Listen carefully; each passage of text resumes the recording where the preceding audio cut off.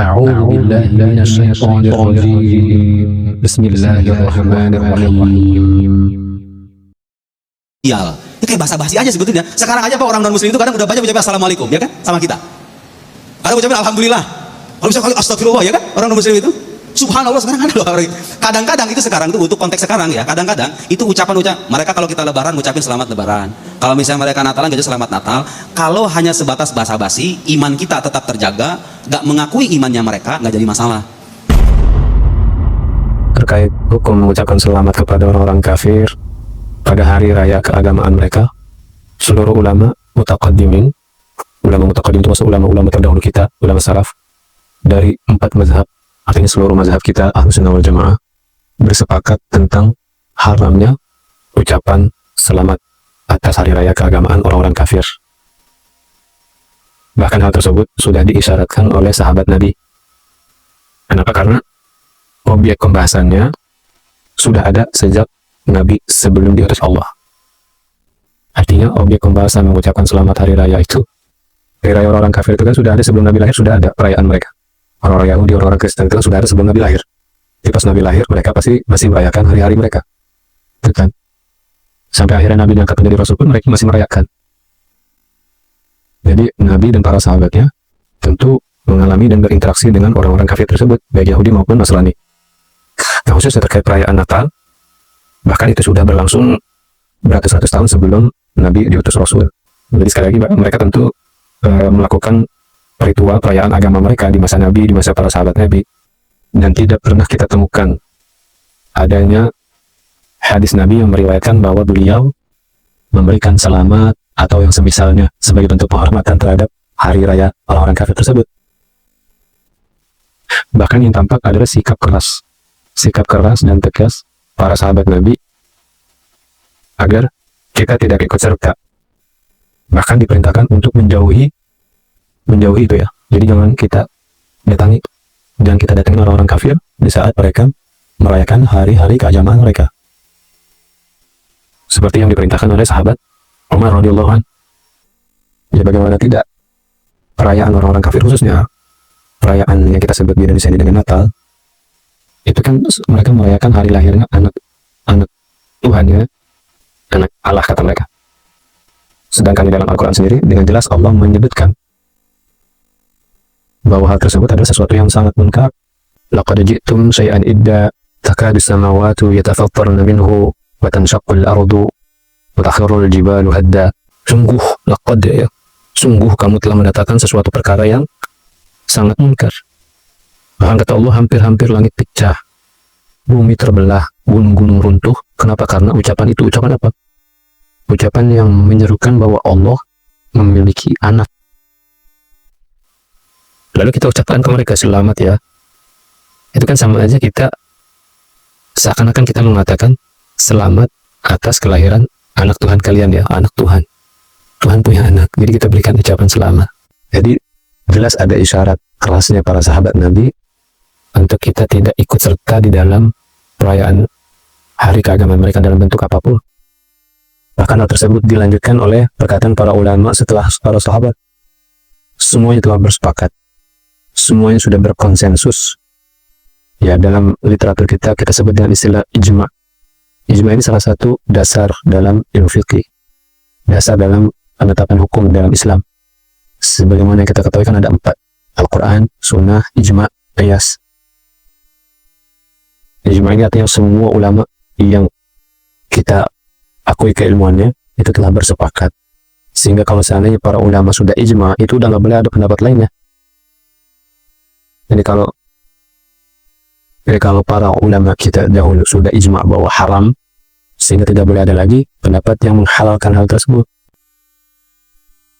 Sehingga kalau belakangan datang orang-orang yang dengan objek permasalahan yang sama, lalu menyelisihi ijma tersebut, ya itu namanya culun. Apalagi kalau seandainya kita dengarkan penjelasan mereka, kenapa sih mereka menghalalkan gitu kan. Itu penjelasannya malah makin kita lihat malah bikin kita ngerasa tambah culun banget gitu. Kirain mah mereka membantah ijma, tapi penjelasannya cakep bagus. Ini mah udah membantah, menyelisih pendapat ulama yang mayoritas, tapi penjelasannya nggak penting banget gitu, maksudnya nggak jelas, culun, lemah, aneh. Ya, mereka mengutip ayat, salah satunya ya, di antara mereka berdalil dengan Al-Quran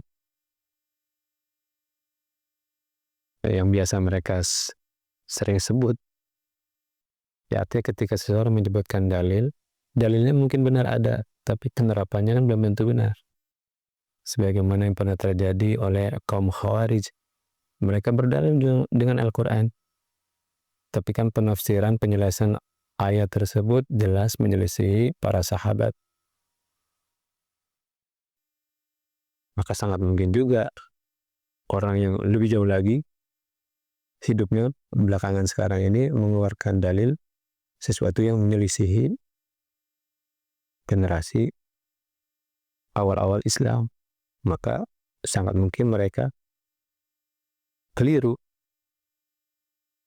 Ya, mereka berdalil dengan la yanhaakumullahu 'anil ladzina lam yuqatilukum fid din wa lam yakhrijukum min diyarikum an tabarruhum wa tuqsitu ilaihim innallaha yuhibbul muqsitin.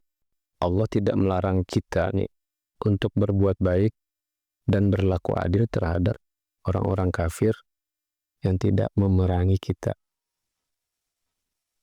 dan tidak mengusir kita dari tanah kelahiran kita, negara kita, negeri kita. Ya memang benar ayatnya bahwa Allah tidak melarang kita untuk berbuat baik terhadap orang-orang kafir. Cuman kan penjelasan tentang perbuatan baiknya ini yang perlu dilihat. Apakah mengucapkan selamat atas kelahiran anak Tuhan itu termasuk perbuatan baik?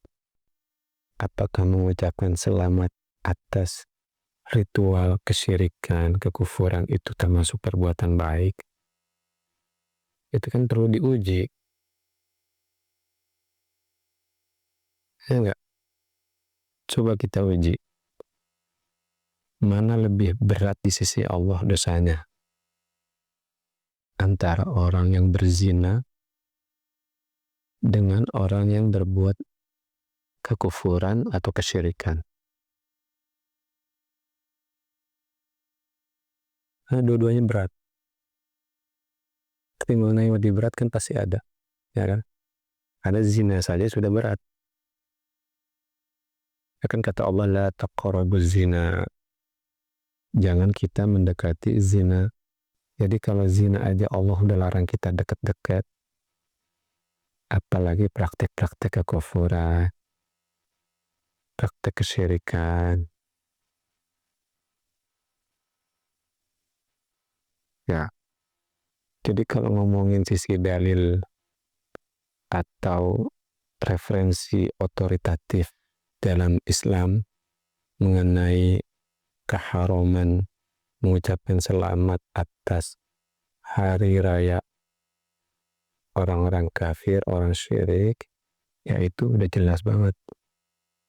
Yang pertama, tadi Nabi berinteraksi dengan mereka, tapi sedikit pun kita nggak mendapatkan adanya Nabi mengucapkan selamat. Padahal tiap hari Nabi berinteraksi dengan orang Yahudi, orang Nasrani.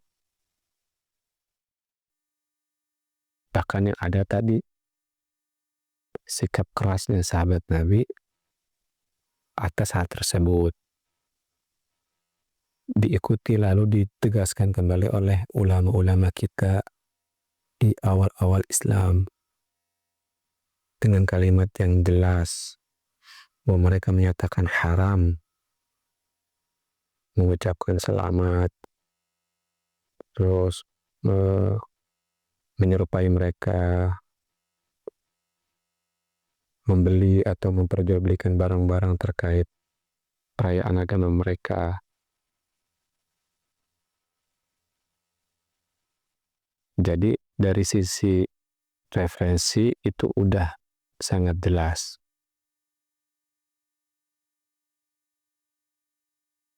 Sehingga kalau objeknya masih sama, tapi tiba-tiba ada orang memiliki pandangan yang berbeda, ya sekali lagi itu mah kurang kerjaan.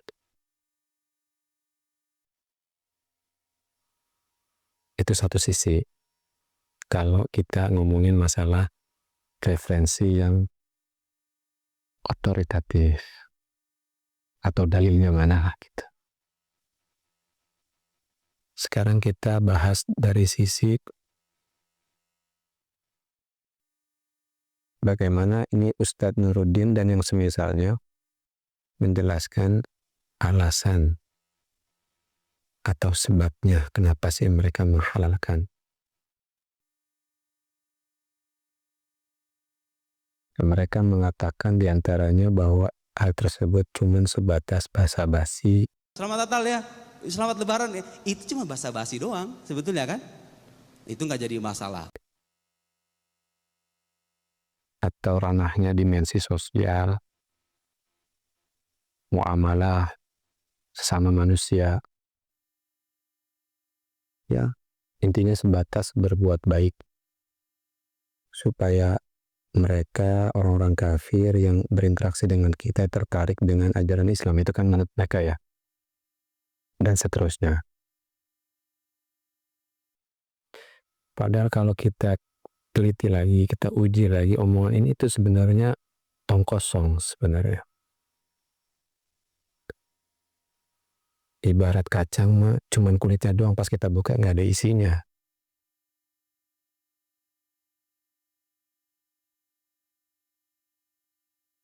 Kenapa? Karena berbuat baik ke sesama manusia, dan khususnya juga kepada orang-orang kafir, di dalam Islam itu jenis perbuatan baiknya banyak.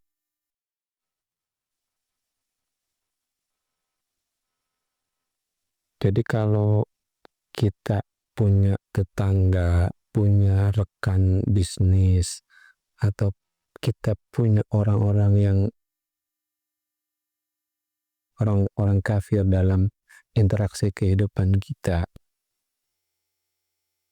itu kan artinya kita punya sepanjang tahun waktu bersama mereka, nggak cuman pas hari raya mereka doang, bener nggak?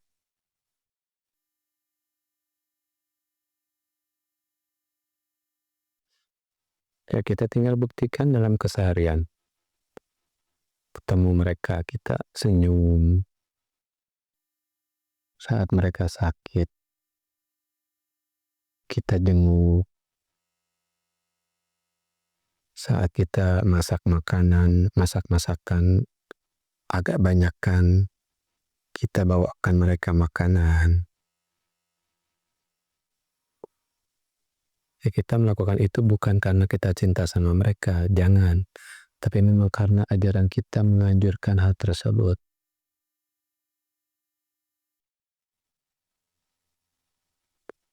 Kalau kita punya hubungan bisnis dengan mereka, kita jujur, tanggung jawab. Jadi kalau sepanjang tahun kita sudah melakukan hal-hal tersebut, kebaikan yang murni, maka pas hari raya mereka kita diam, mereka nggak akan jadi masalah.